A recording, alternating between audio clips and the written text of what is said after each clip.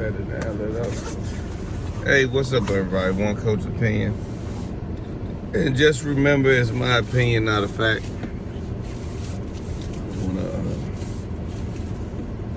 I want to make that clear. So, this one's going to be, well, I don't know how short, but I want to know if anybody's seen the Frank Martin, Michel Rivera fight. I thought it was spectacular boxing clinic put on by Frank Martin. I mean, I enjoyed watching that fight so much. Watching the breakdown, watching how he broke him down. Corner work was good to me. I mean, he definitely proved that he's going to be somewhat of a force in 35.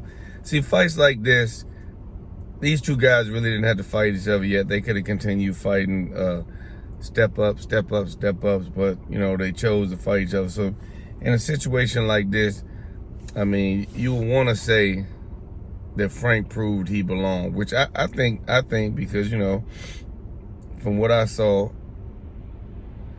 But in the same sense, Michel Rivera, his corner, or himself, I don't feel they made the adjustments in the fight. I mean, he kind of never, he could have used more hooks, you know what I'm saying? And he could have used more right hooks, you know what I'm saying? He threw straight punches, which kind of helped. It kind of helped Frank because, you know, he created a lot of angles. He got outside his jab. Once he got outside his jab, you know what I'm saying, he kept going to his right. He got outside his jab. He'll touch him with the left hand, finish with the hook, touch him, finish. You know, but he started off slow, found out what he needed to do. The double jab was giving him problems too. He'd come in with a double jab and use a second jab to get over to the right. If you look at his highlight film on YouTube, the highlights of the fight, you'll see most of the time he stepped to his right. And then he got bold towards the end and started stepping to his left. He was really, to me, clearly winning the fight. It looked like even stepping to his right, if he applied a little more pressure, he might could have stopped him. But he could have coasted to an easy win, stepping to his right.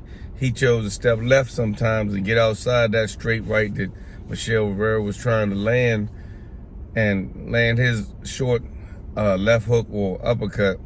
And I guess that's probably his power shot, and maybe probably take the kid out. More risky than he needed because everything was going so well the other way, and he was landing good, meaningful shots. But I mean, I think that was that was a little bit of that Earl in him, to be honest. I mean, you train around guys like that, I would think Earl and Charlo, they got that go-get-em type attitude. He has a go-get-em type attitude, but he creates a lot of angles. His movement was great. His jab was great. His focus was great. I mean, now you just got to see if it was just a style matchup or Michel was hype job. I really think, you know, he proved himself to say, you know, I mean, I belong at 135, and I can make a statement. If anybody didn't see the fight or disagrees, I understand that too. But I think right now he'd give anybody, any of the top guys at 135 problems, and he's gonna get avoided by some of the ones like somebody like Lopez. Be honest, not to be funny, he probably needs to just stay away from him. And I'm not saying it because, oh yeah, I don't think Lopez could beat him. I don't really think Lopez could beat him, to be honest. But I'm just saying, Lopez, you're in a position where you better just go ahead and try to take a big fight, title fight. Don't try to take anybody coming up.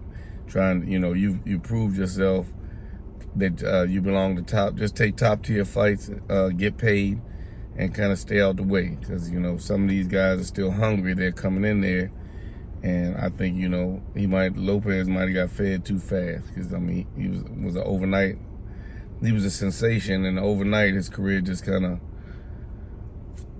I won't say dwindled, but people just look at him different, you know. It's hard to go from I'm the baddest man on the planet to where am I at? Do I still got it? You know what I'm saying? Questioning yourself. But guys like Lopez, I mean, Lomachenko seems to take challenges. I mean, that would be a different fight right there, fighting like a Lomachenko. But like a guy like Lomachenko, you might want to just go ahead and try to get a big shot too. You know what I'm saying? And then you'll have your guys that already have the belts. They probably will avoid him until he has maybe about 5 or 6 more fights. But because there's no reason to fight him now, you really would get nothing out of it. So I mean, that's probably going to be his problem with that performance he put on. And he's got good guys backing him. So I mean,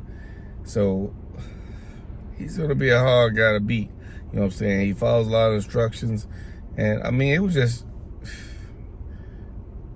one of the better fights I've seen in a long time. Like, I think I put up, he was a mixture of Earl and Floyd put together. I mean, he has power.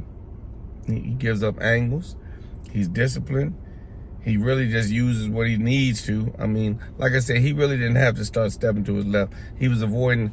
I mean, I think Michel's main weapon is his straight right, and he avoided that all night. I mean, he got hit a couple times, of course, but just a couple.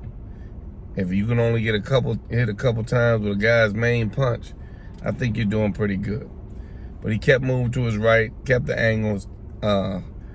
Michel didn't throw too many hooks. Rivera didn't throw too many hooks to try to catch him. I don't know if because he was timing the one hook, but he could have doubled up on and tripled up on maybe his hooks, and maybe Frank would have ran into a few, and he might have hesitated going right. He continued just to throw them. Well, he didn't even jab that much, to be honest. Once Frank started nullifying that left hand, it was over. And Rivera was dropping his hand a little bit, a lot of it. When he threw his right hand, he dropped his left hand, and Frank capitalized on that with the hook and the small touches until he could get the big touches. I mean, if you haven't seen the fight, I'm just saying, go check out the fight. If you're a boxing fan, you'll love it. If you're one of these guys to be like, well, but why you ain't knock him out? I mean, you might not love how a person can just nullify a person, keep him around and nullify him, you know, and make him not do anything. I think one judge had him winning no rounds. One judge had him winning 2 rounds. The other judge had him winning a generous, very generous 3 rounds. I had him winning at the max, maybe 2. I felt maybe round 2 he got it hot, and then I think it was maybe round 5 or 6 or something. It looked like Frank took off a round. I mean, even when he took off a round, it wasn't a damage. He just looked like he took off a round and said, all right, I got more to come. So, like I said, it was a brilliant fight. If you didn't get a chance to see it, you need to see it. If you could see how he was broken down and recognize it, that's a good thing too.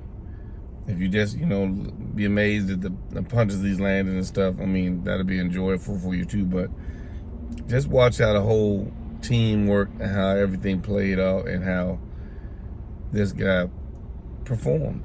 I mean, it was a well talked about fight that a lot of people wanted to see, to me. And hats off to both guys, because it was unnecessary. They just decided, oh, come look, let's get this. Let's show the world. And, you know, just had a guy that looked real good and a guy that looked kind of real bad. So now really, both of them got to go to their next fights to see if they were exposed, or in Martin's case, to see if he's the real deal. You know, but I love what I saw, and I can't wait to see him fight again, man. You know, all his fights have been pretty good, but that's the one that, you know, there was some question marks. You know,